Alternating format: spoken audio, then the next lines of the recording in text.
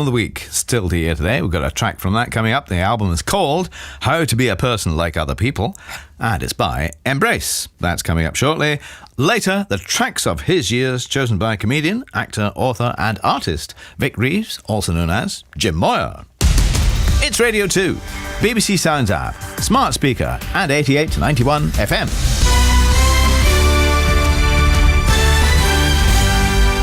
BBC News at 11 o'clock. This is Harvey Cook. Some of the UK's biggest pub and brewing companies are warning that the soaring cost of energy bills will result in a wave of closures across the industry. 6 of them have written to the government calling for help to stop jobs and businesses being lost.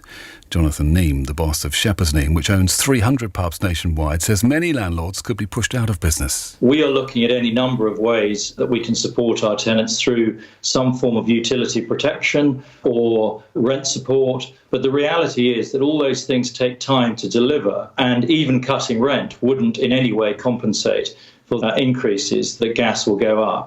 That is significantly higher than the rents in most pubs. The government has pledged to continue supporting the hospitality industry over the next few months. Ukraine says there's fierce fighting across much of the southern Kherson region. Kiev launched what it claims is a long-awaited counter-attack against Russian forces yesterday.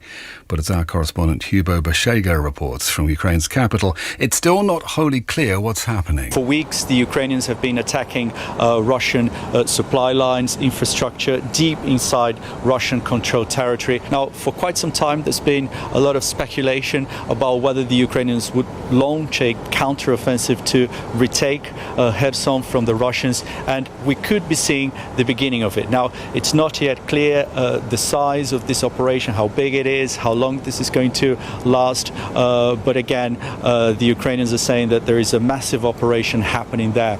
The United Nations has launched an emergency appeal for almost £140 million to help Pakistan cope with devastating flooding there. The UN Secretary-General Antonio Guterres said the country was awash in suffering. It's thought some 30 million people have been affected. 2 16-year-old boys have drowned after getting into difficulties in Loch Ena in County Londonderry last night. Another boy is recovering in hospital.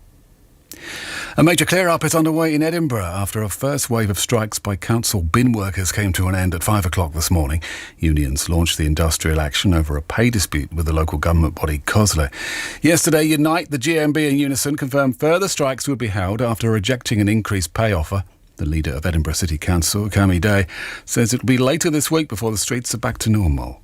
I've just walked up the high street and seen people out sweeping and emptying bins, and that will be happening across the city as quickly as possible over the next few days to get the city back to where it was pre the strike action. So I think by the end of this week you should see most of the residual waste collected. Football, and Bournemouth have sacked their manager Scott Parker after just 4 games of the Premier League season. His side lost their last 3 games, including a 9-0 loss at Liverpool at the weekend. After the match, he said his side had been ill-equipped for the top flight. They were promoted only last season. And that's the BBC News at 11:03.